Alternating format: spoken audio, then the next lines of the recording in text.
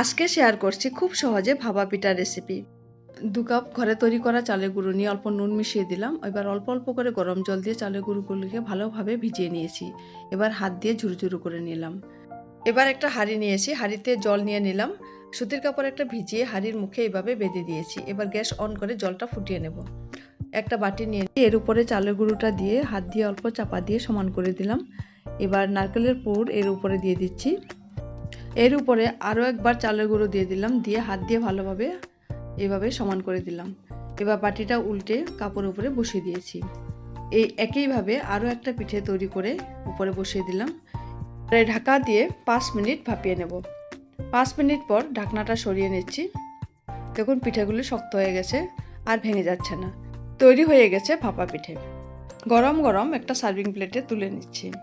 একটা পিঠে আমি এভাবে কেটে দেখাচ্ছি। পিঠেগুলো খুব নরম হয়েছে।